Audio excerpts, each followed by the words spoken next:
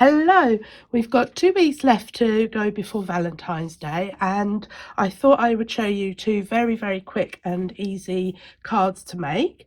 And as you can see, here they are, and they're using the new Moonstone Minis and Dotty initials and numbers.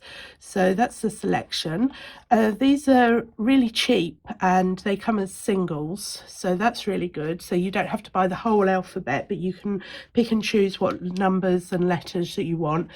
They also come with an and sign and the STTH that you need for turning your numbers into birthdays and anniversary numbers. So these are the two cards. And just a word of warning, when you come to put your dies onto your card, I would always suggest having the right side of the card up. So you place the die on the right side of the card, because as you can see on my X here, I did them, this one was done on the front, so you get the X in theory the right way round, and this was done with the die on the reverse of the card. When you do it on the front, you get this rounded edge to your die cuts, whereas this one is a bit straight, and also you have to keep an eye on getting your letters the right way round. So all I did for this card was use some of these are the sorted punch strips that come in a pack, so you get 3 different sizes from Hunky Dory, and some of the letters will go on the very small one, so anything that's quite fine and narrow will fit on the smaller one. The other ones, so these are what I call the very large, and these are the slightly smaller, so they'll fit definitely on that one. And they come in a whole variety of different colours. This is just a fraction of the colours, and they also come with a couple of strips of metallic as well.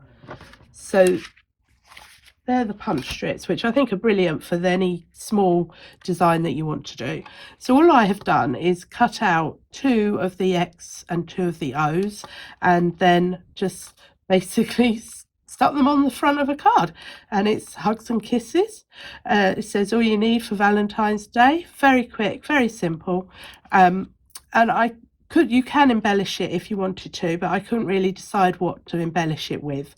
But that's that one. The Hunky Dory have some really lovely gemstones. Oh, I'm just trying to find them. Here they are. And what is brilliant about these is that they come on an acetate background. So before you pull them off, you could just lay them on your card where you think you want them to go and decide whether that's the right size, the right color, without actually removing it from the sheet.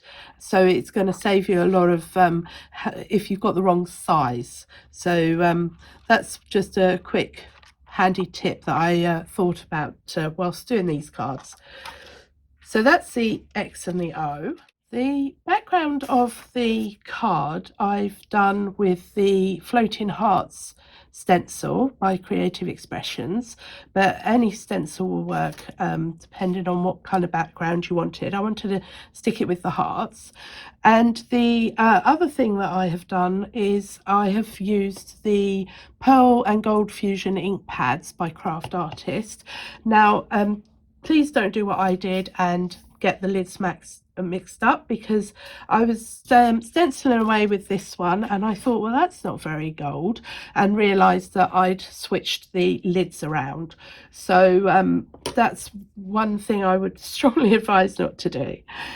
Now, the beauty about these ink pads is that you're going to get 2 different colors depending on what color background that you use it on. So I'm going to use the Gold Fusion first. So I'm just going to ink it up, and then I'm just going to go over on the red and the black, and you'll be able to see instantly that you get a red ink on the white card and the black turns to gold, which is really effective. And then with the Pearl Fusion, I'm going to ink that one up, and this is this is where I got them both mixed up, because I've been using them both at the same time and put the pearl one on the gold and the gold one on the pearl. So, and you can see here, if I just let's just put a bit more on that one. So with the pearl fusion, you get the colour of the ink pad on a white, and then a pearly, silvery, whitey effect on a darker colour. So you still get, when you, I'm going to just tilt that a little bit, you get the gold effect on the white when you move, and then that's the effect of the ink pad on a dark colour.